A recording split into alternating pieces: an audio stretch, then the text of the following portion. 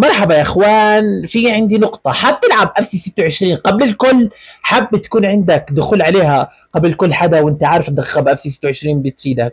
اذا انت على البي سي تبع معي وشوف. اول شيء حط لك الصورة هاي تقدر تشوفها من فيديو. هاي التاريخ تاعه. انا لما اشتريت اللعبة كانت تفتح 19/9/2025 الساعة 2 الصبح. تعال شوف بس كيف متى بتفتح هسه. تعال شوف. طل هي قدامك. هاي بحرك الماوس. هي 12/18/9/2025 الساعة 11 اي ام. اعطيني واحد ابدر من هيك راح يلعبها. تعال ناخذكم على الطريقة. ركزوا معي شوي شوي. اول اشي بتروح على السيتنج، ترجع خلينا نروح على الهوم. بتروح على السيتنج على ويندوز 10. في عندك اسمه تايم اند لانجوج. تختار تايم اند لانجوج، تختار ديت تايم. اول شيء بتروح على الريجون، بتخلي الريجون نيوزيلندا.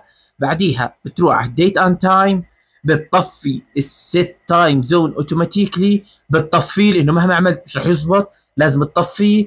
بعديها بتيجي هنا على التايم زون وبتختار ماينس 12. وطبعا بعديها عشان اكون معكم تعمل اكس، تيجي هنا تعمل هذه هنا، تعمل اكزت، وبترجع تفتح اللعبة.